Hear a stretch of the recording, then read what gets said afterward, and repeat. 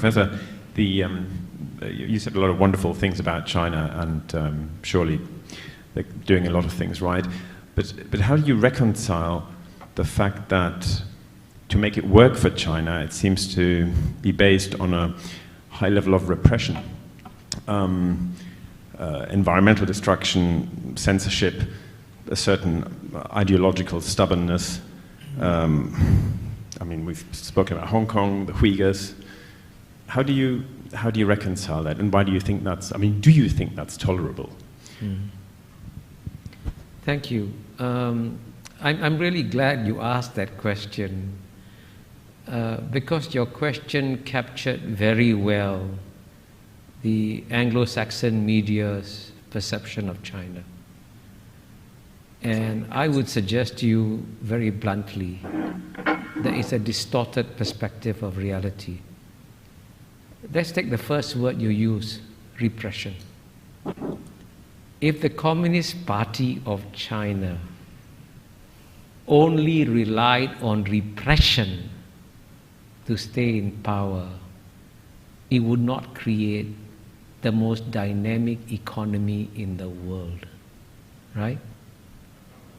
It is by far the most dynamic economy in the world. It has delivered the fastest growing economy for 30 years.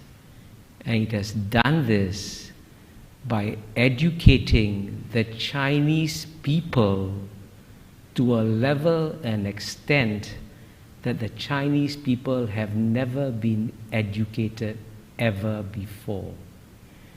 And you say it's repression. You obviously are taking the old Cold War mindset. I was in Moscow in 1976, and I saw repression in Moscow. And when I was in Moscow, the Soviet citizens were not allowed to travel outside the Soviet Union.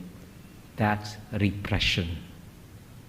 In the year 2019, 139 million Chinese left China freely. Guess what? Zero defectors. 139 million Chinese, right? That's twice the population of the UK. Went back to China. So all your description, when you say environmental degradation, China's climate change policies are far more responsible than those of the United States, which has not once, but twice withdrawn from global environmental protocols. Kyoto Protocol, the Bush administration left 8 years. Paris Accords, Trump administration left 4 years. And you know what?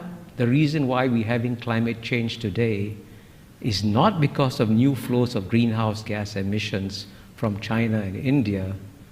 It's because of what the Western countries have put in the atmosphere since the Western Industrial Revolution. Get the data. The single largest contributor, cumulatively, right, is number 1, United States, number 2, Europe, number 3, China. Right? And the West wants China to pay an economic price for the current flows, but the West doesn't want to pay an economic price for what it put in the atmosphere. You want to deprive the Indians of electricity when the United States could just, by the way, if the United States could impose $1 a gallon tax, that would save the world.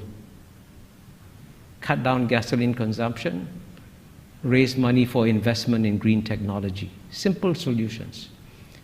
And by contrast, the largest reforestation program in the world is carried out by China. It has already reforested an area the size of Belgium or bigger, right? So all your descriptions capture the natural distortions of China that you get in the Anglo-Saxon media, which violate the rules of the Enlightenment, which say that you must be rational, calm, and objective, especially in understanding your adversary.